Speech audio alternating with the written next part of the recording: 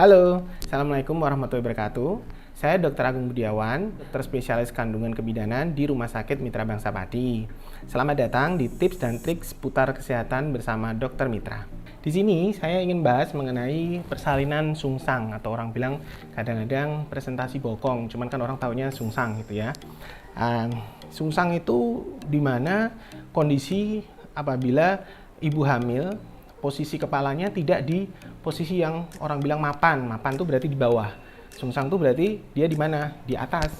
Jadi kalau posisi di atas tentunya nanti banyak faktor yang menyebabkan ibu itu merasa tidak nyaman. Seperti rasanya sesak, terus rasanya kok sakit semua di rusuk-rusuk sini. Terus kalau buat jalan nggak enak, kalau buat tidur rasanya nggak nyaman.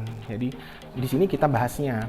Nah, banyak macam-macam presentasi sungsang atau orang bilang presentasi bokong. Itu yang pertama bokong murni. Jadi bokong murni itu kalau pada saat kita periksa itu posisinya benar-benar terabah bokong. Kalau yang kedua presentasi kaki. Jadi pada saat diperiksa dalam itu ada bokong dan terabah kaki, atau mungkin juga ada beberapa presentasi lain. Nah, di sini kita ingin membagikan beberapa hal yang mungkin ibu-ibu hamil perlu ketahui mengenai hamil sungsang, karena kadang-kadang ibu hamil tuh nggak tahu. Kadang-kadang kan banyak nih ibu hamil kan belum tentu terus dia pasti rajin untuk ANC atau periksa kehamilan ke bidan atau ke vaskes pertama atau bahkan ke dokter spesialis. Kadang-kadang apalagi yang mungkin sudah hamilnya dua kali kehamilan atau 3 kali, dia kadang-kadang agak sedikit menyepelekan. Jadi rasanya alah sudahlah hamil ya paling gitu-gitu aja, nanti lahiran ya paling gini aja gitu. Kadang-kadang seperti itu, padahal perlu kiranya untuk pemeriksaan ANC, pemeriksaan kehamilan tuh karena ya itu tadi supaya nanti biar kita bisa lebih tahu kalau samanya oh ternyata nih posisinya nyungsang. Nah, kita harus ngapain nih? Nah, di situ nanti tugas dari kami selaku tenaga kesehatan atau dokter spesialis untuk mengatur bagaimana ini harus seperti apa gitu ya. Banyak faktor yang kenapa kadang-kadang orang kan bertanya kalau terus divonis nih istilahnya, Bu jenengan sungsang, nyungsang. Loh, kenapa dok kok bisa nyungsang? Banyak faktornya. Pertama, bisa jadi karena mungkin posisi ari-ari yang menutupi di jalan lahirnya, sehingga pada saat kepala mau masuk, nggak bisa, ketutup. Terus dia naik, itu yang pertama. Yang kedua, mungkin karena ada, kan bayinya aktif tuh gerak. Nah, kadang-kadang ada kalung usus, orang bilang lilitan tali pusat. Kalau orang bilang sih kalung usus biasanya di leher. Sehingga pada saat dia mau turun, ketarik, jadi kepalanya di atas. Dan ada beberapa faktor lain sebetulnya. Nanti biasanya itu nanti akan kita lebih spesifikan untuk diperiksa. Sebabnya kenapa? Boleh kok tanya, kenapa dok kok nyungsang? Karena disitulah nanti akan kita bisa ketahui cara untuk antisipasinya gimana. Dan sungsang itu biasanya bisa kita ketahui pada umur kehamilan 7 bulan ke atas. Kenapa? Karena pada saat 7 bulan itu sudah terbentuk namanya segmen bawah rahim. Kalau orang bingung segmen bawah rahim itu apa ya? Ya pokoknya pada saat dimana bayi itu sudah mulai membesar. Kadang-kadang pasti pada ibu hamil itu kan pada saat hamil kecil dia bulat nih, perutnya rasanya bulat nih, cuman bulat. Nah, kalau sudah agak 7 bulan dia udah agak naik nih pasti. Nah, disitulah namanya rahim sudah menjadi lonjong, terbentuk segmen bawah rahim. Di situ baru bisa kita tentukan, oh ini sungsang, oh ini sudah mapan, kayak gitu. Nah, kalau sungsang ada banyak antisipasinya. Yang paling simpel aja itu biasanya dokter-dokter itu menyarankan sujud sholat. Nah, itu apa ya sujud? Nungging. Apa ya itu nungging ya?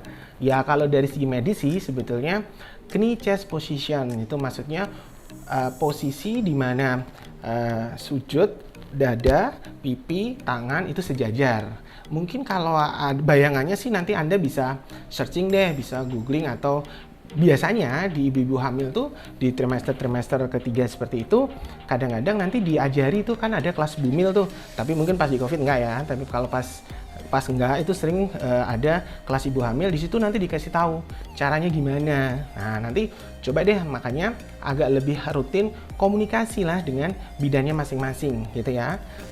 Terus lagi metode persalinan untuk sungsang. Kalau orang kan selalu berpikiran, aduh sungsang nih, nanti jangan-jangan suruh operasi, kadang-kadang seperti itu. Itu tidak sepenuhnya benar. Jadi sungsang itu bisa lahir normal, bisa. Cuman memang ada beberapa syarat yang mungkin harus benar-benar kita pertimbangkan matang-matang lah, terutama mungkin bagi yang anak mahal.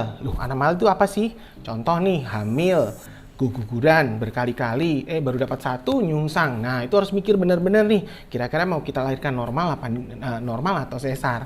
Jadi sungsang itu kalau saya pribadi ya, itu saya selalu bilang sungsang itu ada kesempatan untuk lahir normal 50% dengan beberapa syarat. Beberapa syaratnya tentunya yang pertama, jelas bahwa bayinya itu tidak besar, terlalu besar, atau bayinya terlalu kecil. Terus dilihat juga dari umur kehamilannya. Terus ada enggak faktor risiko seperti ada kalung usus juga, nah itu berisiko. Terus mungkin dari kondisi ibunya sendiri.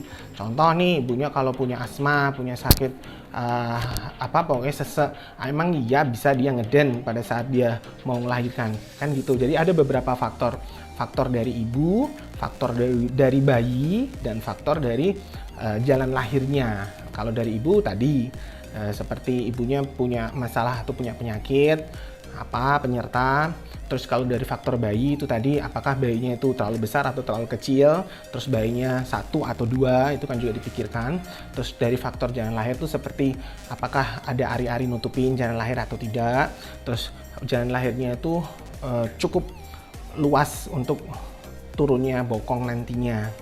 Tuh. Terus ada banyak tips yang lain Jadi pertimbangannya sih memang kalau dilakukan sesar, selain itu apabila tidak memenuhi persyaratan, pasti kita lakukan tindakan sesar karena dengan pertimbangan keselamatan bayinya tentunya, keselamatan bayinya. Karena kalau sampai ada apa-apa kan resiko juga ya, ibu dan bayi lah, kita berpikirnya seperti itu. Nah, itu tadi tips yang saya dapat sampaikan ke ibu-ibu semua. Semoga bermanfaat di video kali ini. Sampai jumpa di pertemuan berikutnya. Salam sehat Rumah Sakit Mitra Bangsa.